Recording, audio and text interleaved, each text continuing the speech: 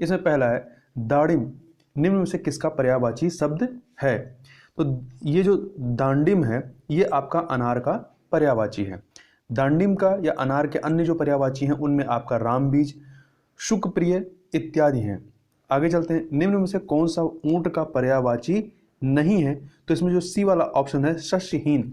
शस्यहीन जो है ये ऊंट का नहीं बल्कि ये इसका मतलब होता है बंजर भूमि, जबकि महाग्रीवा, लंबोष्ट, क्रमलेख ये सब जो हैं आपके ऊंट के पर्यायवाची हैं।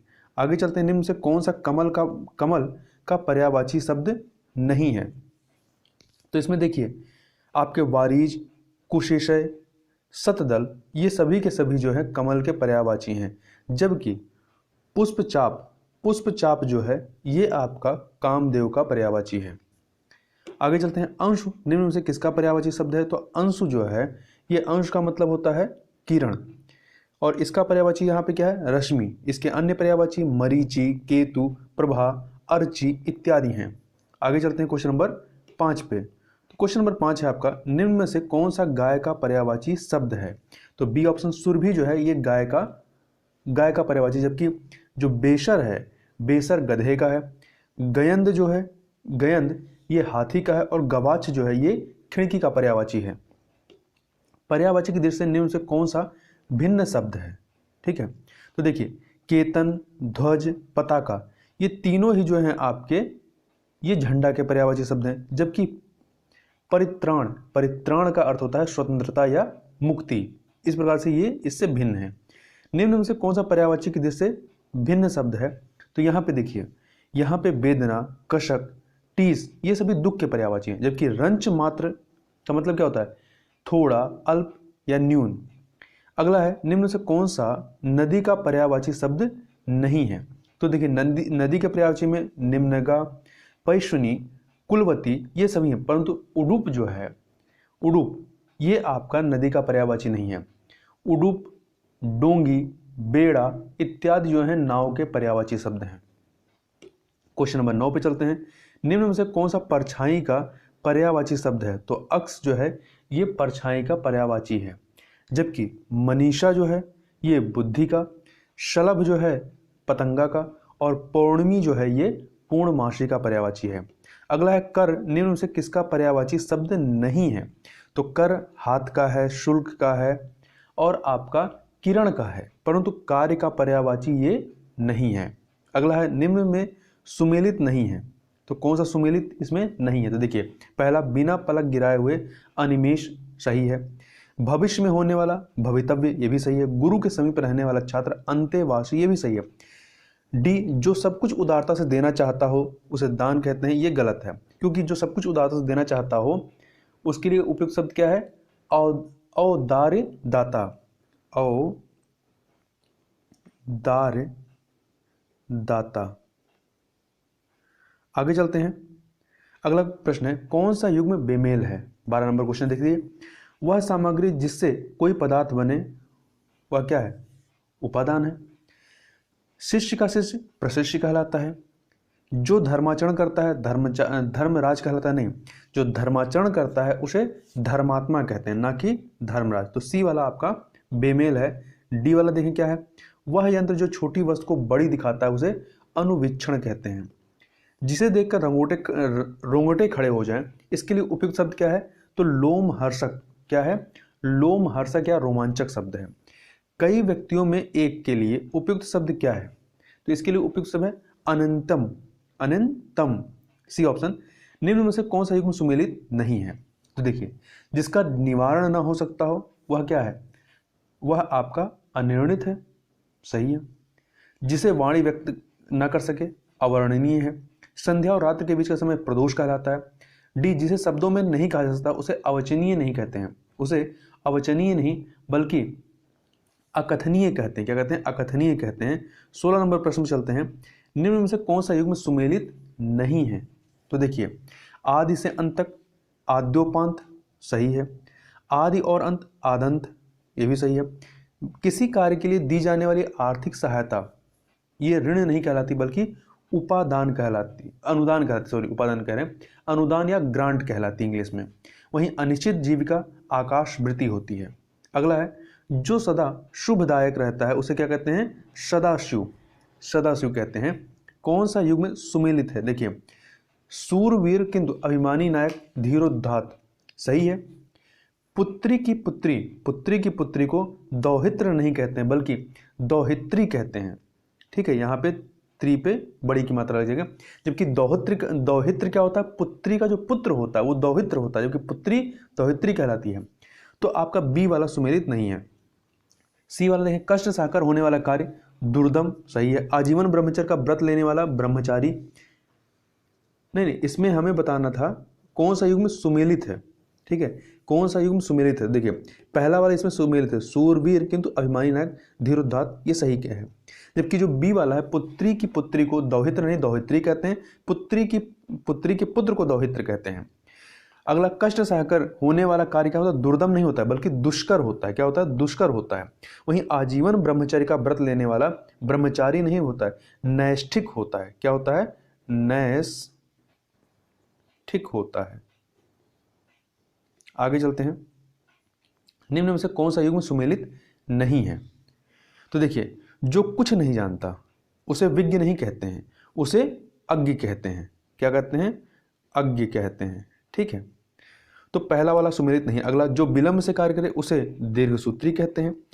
जो दूसरे का श्री सौभाग्य देकर दुखी होता है उसे प्रश्री कातर कहते हैं, प्रश्री कातर। अगला, जो कथन पुस्तक के आरंभ में लिखा जाता है उसे प्रकथन कहते हैं। 20 नंबर क्वेश्चन देखिए, निम्न में से कौन सा युग में सुमेलित नहीं है? खाली करने वाला रेचक होता है, जिसका कोई उपाय नहीं है निरुपाय, जिससे किसी प्रकार की हानि ना हो अलभ्य। तो वो जिससे किसी प्रकार की हानि ना हो उसे अलभ्य नहीं कहते बल्कि निरापद कहते हैं। क्या कहते हैं? निरापद कहते हैं, निरापद। अगला, डी वाला, बोलने की इच्छा को क्या कहते हैं? बोलने की इच्छा को विवक्षा कहते हैं। आगे चलते हैं, निम्नलिखित में कौन सा वाक्य अशुद्ध है? तो देखिए, यहां मीठे पानी का एक कुआं है, इसमें बताना है कौन सा अशुद्ध है। तो ये शुद्ध है। इस कक्षा में कितने विद्यार्थी गण हैं? तो ये गलत है, अशुद्ध है। क्यों? क्योंकि यहाँ जो विद्यार्थी गण की स्पेलिंग है ये सही नहीं है। इसमें इस कक्षा में कितने विद्यार्थी गण हैं, था पे जो यहाँ पे बड़ी की मात्रा है वो था पे आपकी छोटी की मात्रा लगेगी, ठीक है, विद्यार्थी गण में। अन्य जो सभी हैं, जैसे कि आपका सी वाला, इस पुस्तकालय में कोई साप्ताहिक पत्रिका नहीं आती, सही है। तुम 2 ऐच्छिक विषय ले सकते हो, ये भी सही है। आगे चलते हैं, निम्नलिखित में से अशुद्ध वाक्य की पहचान कीजिए। अशुद्ध वाक्य की पहचान कीजिए। देखिए, पहला, बौद्ध बिहार में कई भिक्षु रहते हैं, तो ये सही नहीं है। क्यों सही नहीं है? यहाँ पे बिहार की स्पेलिंग देखिए, ये बिहार है लिखा हुआ है, बल्कि जबकि वो बिहार होता है, वाह होता है, ठीक है। वह रणभूमि से भाग गए, सही है। जीवन और मरण विधाता के हाथ में, ये भी सही। यहाँ निरामिष भोजन मिलता है, ये भी सही है। आगे चलते हैं, क्वेश्चन नंबर 23, निम्नलिखित में से कौन सा वाक्य शुद्ध है? कौन सा वाक्य शुद्ध है? तो इसमें दोनों योद्धा आपस में गुत्थम गुत्था हो गए, सही है।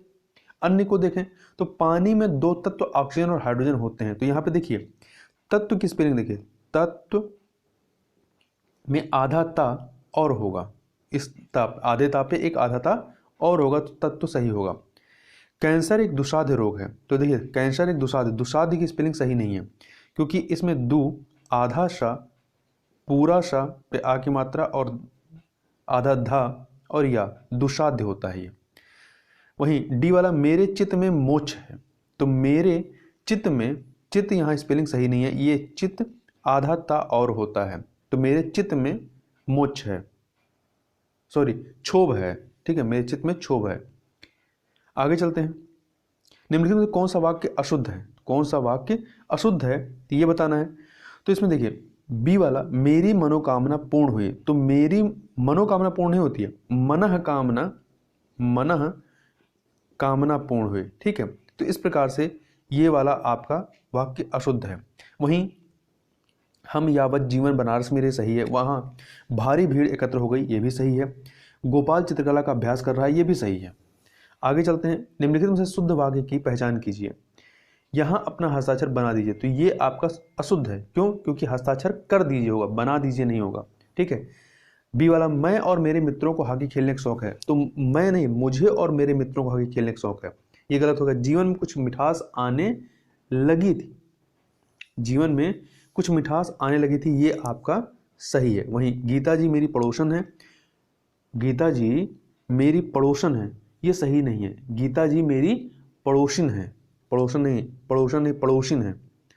अगला देखते हैं, निम्नलिखित में किस शब्द की वर्तनी शुद्ध है? तो हितैषी की वर्तनी जो है ये शुद्ध है, जबकि प्रतिद्वंदी में जो आखिरी का दा है इसमें भी वाह लगेगा, इस प्रकार से, ठीक है। वहीं शैया, इसकी स्पेलिंग क्या होगी? इसमें शया इस प्रकार से होता है। वहीं सर्वश्रेष्ठ, ये सर्वश्रेष्ठ लिखा है, ये जबकि ठा होता है, टा की जगह पे ठा हो जाएगा। आगे चलते हैं, क्वेश्चन नंबर 27, निम्नलिखित में से अशुद्ध वर्तनी वाले शब्द की पहचान कीजिए जो अशुद्ध है, ठीक है। तो इसमें देखिए पश्चाताप, पश्चाताप लिखेंगे तो इसमें पश्चाताप पे भी आधा ता लगेगा, ठीक है, पश्चाताप होगा। अन्य सभी जो है वैधव्य, एथेस्ट, पुनरुत्थान सही है। निम्नलिखित में से कौन सा शब्द अशुद्ध है? कौन सा अशुद्ध बताना है यहाँ पे, ठीक है। तो शुश्रूषा जो है ये अशुद्ध है, क्योंकि यहाँ पे बड़ा सा होता है और छोटा ऊ की मात्रा इस प्रकार वाला सा, और ये ये होता है, ठीक है। जबकि छिद्रान्वेषण सही है, बहुव्रीहि सही है, प्रेमचंद सही है। प्रेमचंद। निम्नलिखित में से किस शब्द की वर्तनी शुद्ध है? निम्नलिखित में किस शब्द की वर्तनी शुद्ध है यहाँ पे?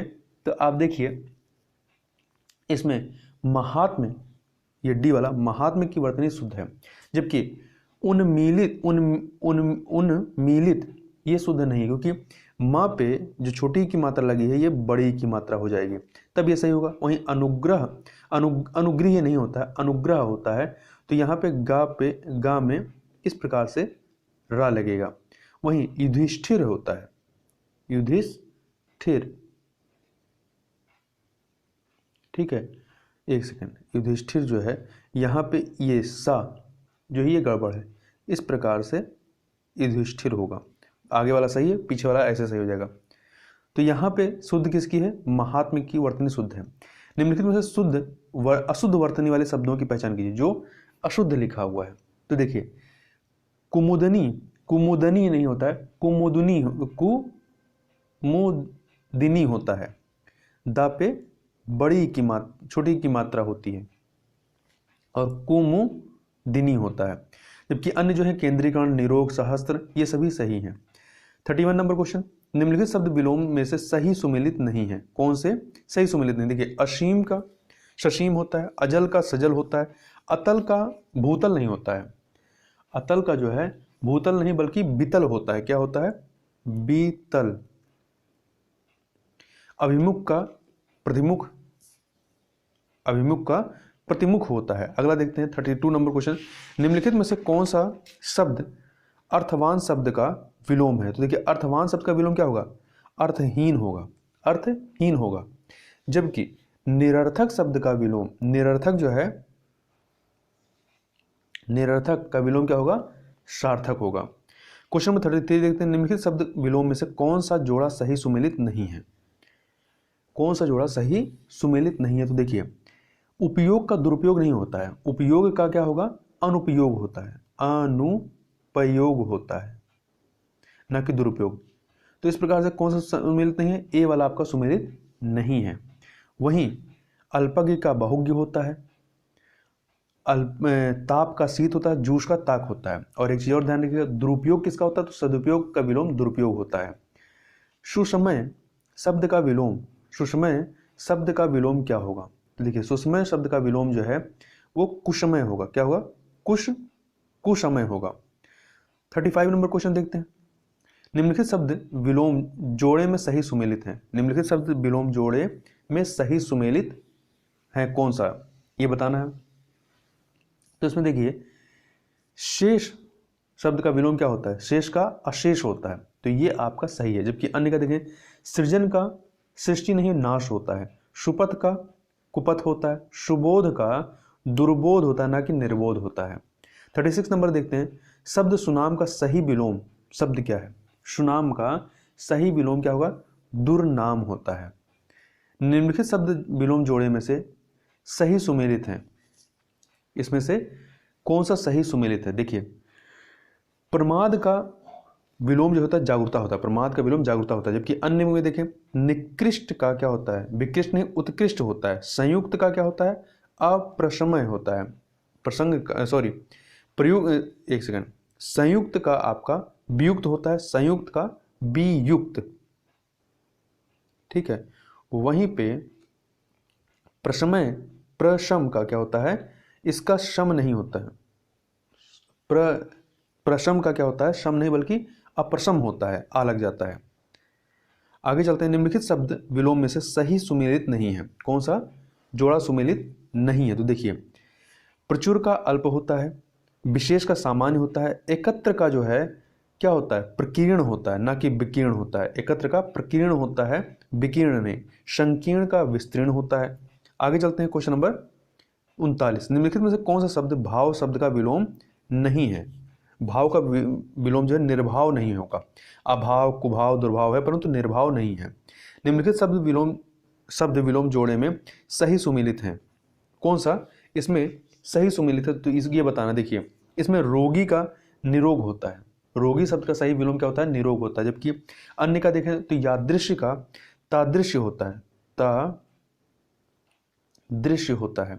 रागी का अनुरागी नहीं विरागी होता है। रिपु का शत्रु नहीं मित्र होता है।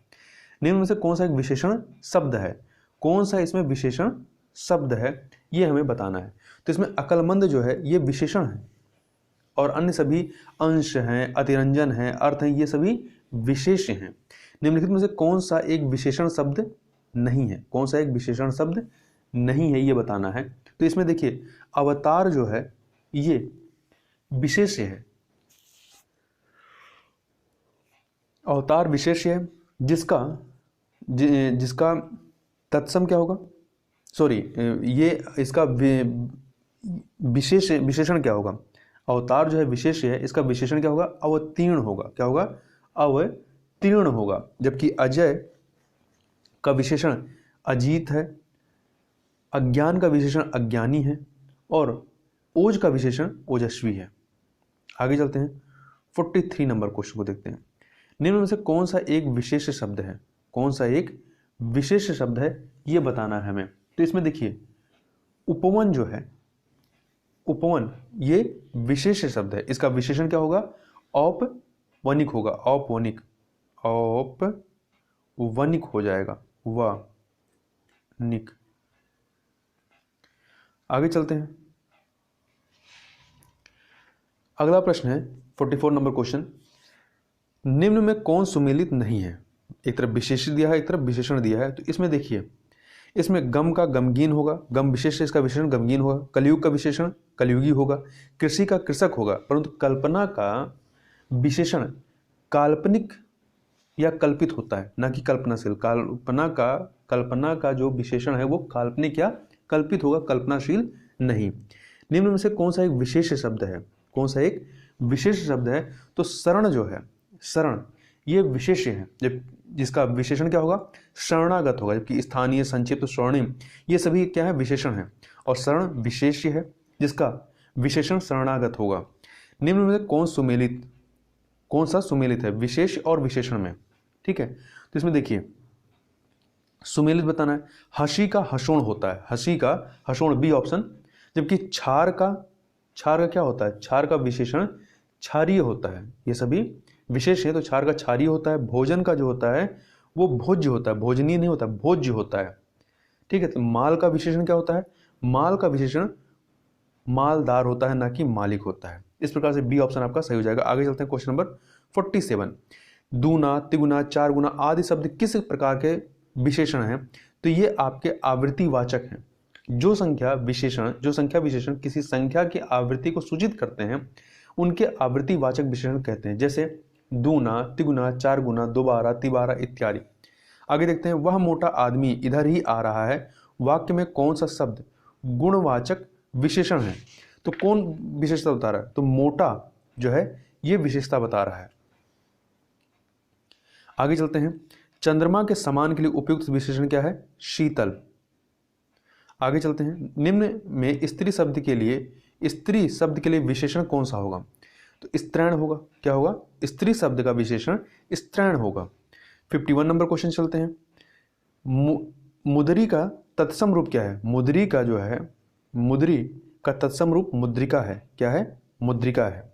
ये ऑप्शन सही हो जाएगा। निम्न में से कौन सा सुमेलित नहीं है? देखिए कौन सा सुमेलित नहीं है?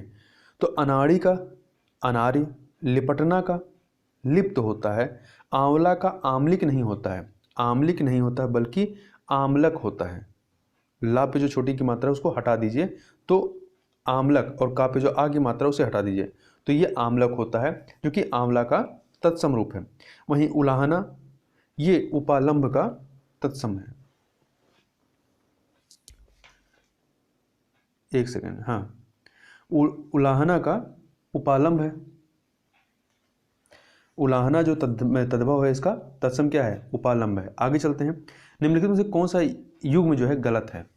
कौन सा युग्म गलत है? तो देखिए भादो का भाद्रपद सही है, उपटन का उद्वर्तन सही है, अच्छत का अच्छत ये सही नहीं है। क्यों?